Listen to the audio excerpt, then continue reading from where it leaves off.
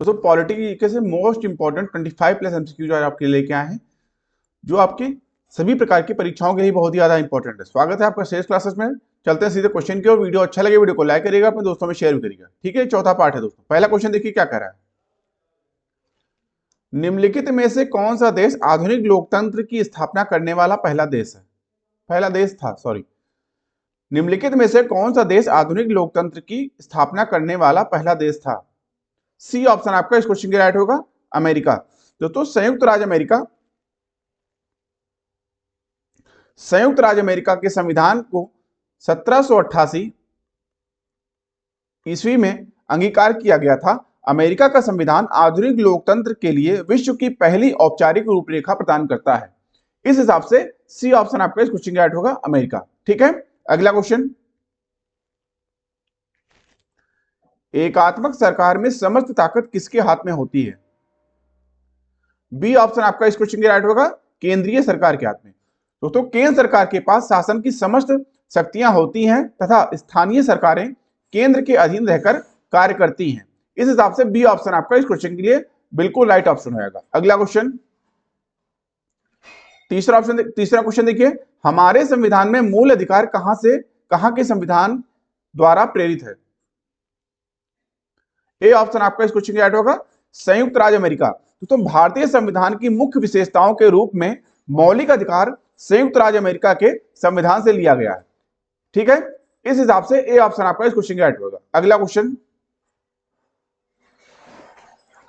केशवानंद भारती बनाम केरल राज्य का प्रसिद्ध मामला निम्नलिखित में से कौन से एक विषय से संबद्ध था? ए ऑप्शन आपका इस क्वेश्चन का राइट होगा, सरकारी प्रयोग के लिए निजी भूमि को अर्जित करना। दोस्तों केशवानंद भारती बनाम केरल राज्य में यह माना गया था कि संसद संविधान के किसी भी हिस्से में संशोधन कर सकती है जब तक कि वह संविधान की मूल संरचना या आवश्यक विशेषताओं में परिवर्तन या संशोधन नहीं करती है। ठीक है, इस हिसाब से ए ऑप्शन आपका इस क्वेश्चन का राइट होगा। अगला क्वेश्चन, नागरिकों और विदेशियों दोनों को प्राप्त है।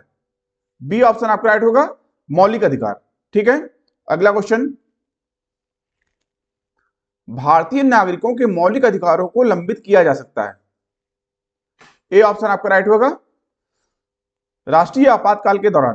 दोस्तों राष्ट्रीय आपातकाल के दौरान यह जो है अनुच्छेद 20 और 21 प्रत्याभूत अधिकारों को छोड़कर इन्हें लंबित किया जा सकता है। ठीक है, ए ऑप्शन आपका इस क्वेश्चन का राइट होगा। अगला क्वेश्चन, भारत में राष्ट्रपति के चुनाव संबंधी विवाद के मामले को निम्नलिखित में से किसके पास भेजा जाएगा? सी ऑप्शन आपका राइट होगा, भारत का उच्चतम न्यायालय। दोस्तों किसी निर्वाचन याचिका पर मुकदमों की सुनवाई करने का क्षेत्राधिकार भारत के उच्चतम न्यायालय के पास है। इस हिसाब से सी ऑप्शन आपका राइट होगा। अगला क्वेश्चन, भारत के उपराष्ट्रपति के निर्वाचन के लिए निर्वाचक मंडल होता है। सी ऑप्शन आपका राइट होगा, संसद के दोनों सदनों के सदस्य। दोस्तों मनोनीत सदस्यों सहित संसद के दोनों सदनों के सभी सदस्य निर्वाचक मंडल के सदस्य होते हैं। ठीक है, सी ऑप्शन आपका राइट होगा। अगला क्वेश्चन, वित्त आयोग का गठन कितनी अवधि के लिए होता है? सी ऑप्शन आपका राइट होगा, 5 वर्ष। दोस्तों वित्त आयोग का गठन 5 वर्ष की अवधि के लिए होता है। संविधान के अनुच्छेद 280 में वित्त आयोग के गठन का प्रावधान किया गया है। सी ऑप्शन आपका राइट होगा। अगला क्वेश्चन, लोकसभा में कोई भी धन विधेयक निम्न में से किसकी पूर्वानुमति के बिना प्रस्तुत नहीं किया जा सकता? बी ऑप्शन आपका राइट होगा, राष्ट्रपति। तो राष्ट्रपति धन विधेयक पर या तो अनुमति दे सकता है या अपनी अनुमति रोक सकता है। इस हिसाब से बी ऑप्शन आपका राइट होगा। ठीक है, अगला क्वेश्चन, निम्नलिखित में से वह न्यायालय का कौन सा जिसको लोकसभा अथवा विधानसभा के चुनाव को चुनौती देने वाली याचिका पर निर्णय लेने की मूल अधिकारिता प्राप्त है? बी ऑप्शन आपका राइट होगा, राज्य का उच्च न्यायालय। अगला क्वेश्चन, निवारक नजरबंदी का अभिप्राय है। सी ऑप्शन आपका राइट होगा, विचारणा के बिना निरोध। दोस्तों राज्य के अधीन एक सांविधिक शक्ति है जिसके तहत राज्य किसी व्यक्ति को कोई संभावित अपराध करने से रोकने के लिए हिरासत में ले सकता है। इस हिसाब से सी ऑप्शन आपका राइट होगा। अगला क्वेश्चन, किसी भारतीय राज्य के राज्यपाल की नियुक्ति इनके द्वारा होती है। ए ऑप्शन आपका राइट होगा, भारत के राष्ट्रपति। दोस्तों राज्य के राज्यपाल को राष्ट्रपति अपने हस्ताक्षर और मुद्रा सहित अधिपत्र द्वारा नियुक्त करेगा। पहला आपका दोस्तों राज्यपाल राष्ट्रपति के प्रसाद पर्यंत पद धारण करेगा। और दूसरा पॉइंट आपका हो जाएगा इसमें कि राज्यपाल राष्ट्रपति को संबोधित अपने हस्ताक्षर सहित लेख द्वारा अपना पद त्याग सकेगा। ठीक है, इस हिसाब से ए ऑप्शन आपका राइट होगा। अगला क्वेश्चन, राज्य की विधान परिषद के कितने सदस्य विधानसभा द्वारा चुने जाते हैं। बी ऑप्शन आपका राइट होगा, 1/3 सदस्य। दोस्तों राज्य के विधानसभा में सदस्यों की कुल संख्या की 1/3 और किसी भी कारणों से 40 सदस्य कम से कम 40 सदस्य से कम सदस्य नहीं होते हैं। इस हिसाब से बी ऑप्शन आपका राइट होगा। ठीक है, 1/3 सदस्य या 40 सदस्यों कम से कम होने चाहिए। अगला क्वेश्चन, भारत के किस राज्य में सामान्य नागरिक संहिता है।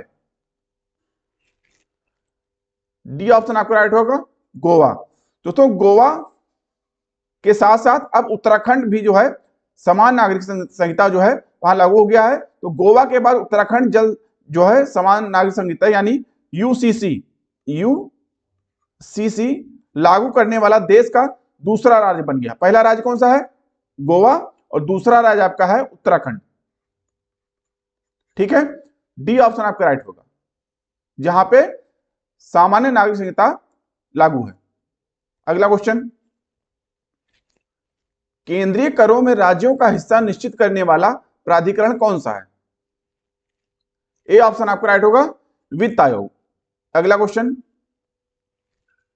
यूपीएससी में अध्यक्ष के अलावे सदस्य होते हैं। सी ऑप्शन आपका राइट होगा, 9 यानी 9। दोस्तों संघ लोक सेवा आयोग भारत में योग्यता प्रणाली का प्रहरी है। आपको बता दें भारतीय संविधान का अनुच्छेद 315 से 323 लोक सेवा आयोग से संबंधित है। आयोग में अध्यक्ष सहित 9 से लगभग 11 सदस्य पैनल में होते हैं। इस हिसाब से इसमें 9 और 11 दोनों हो सकता है। ठीक है, अगला क्वेश्चन, यूपीएससी के प्रमुख कार्य क्या है। डी ऑप्शन आपका राइट होगा, उपरोक्त सभी। तो संघ लोक सेवा आयोग यानी यूपीएससी आईएएसओ संघ लोक सेवा आयोग भारत का एक संवैधानिक निकाय है जो परीक्षाओं के माध्यम से अखिल भारतीय सेवाओं और केंद्रीय सिविल सेवाओं जिसमें समूह ए और समूह बी में अधिकारियों की सीधी भर्ती करता है और विभिन्न पदों पर अधिकारियों की नियुक्ति भी करता है। आपको बता दें भारत के राष्ट्रपति द्वारा निर्दिष्ट कोई अन्य मामला भी सुलझाना इत्यादि इसके प्रमुख कार्य हैं। दोस्तों यह भारत सरकार के अधीन सेवाएं हैं। इस हिसाब से डी ऑप्शन आपका इस क्वेश्चन का राइट होगा। अगला क्वेश्चन, निम्नलिखित में से कौन सी संस्था पंचायती राज संस्था नहीं है। सी ऑप्शन आपका राइट होगा, ग्राम सहकारी सोसाइटी। अगला क्वेश्चन, भारत में पंचायती राज प्रणाली कब शुरू की गई थी। डी ऑप्शन आपका राइट होगा, 1959 दोस्तों आधुनिक भारत में प्रथम बार तत्कालीन प्रधानमंत्री पंडित जवाहरलाल नेहरू द्वारा राजस्थान के नागौर जिले के बगधरी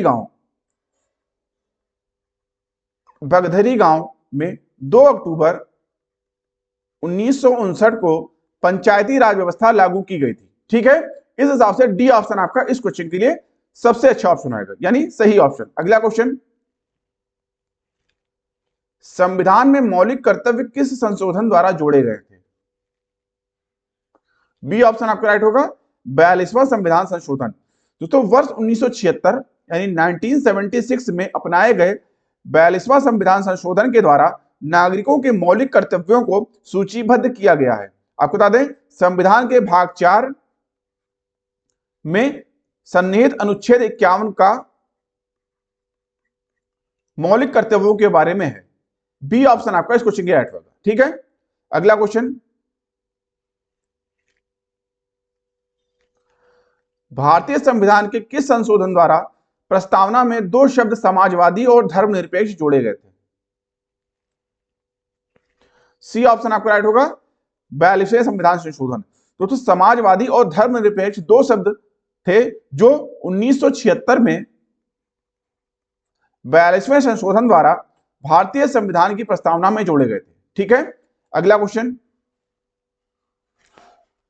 संविधान के निम्नलिखित में से किस से संबंधित भाग में मत देने के अधिकार का उल्लेख किया गया? डी ऑप्शन आपका राइट होगा, निर्वाचन। दोस्तों भारतीय संविधान के अनुच्छेद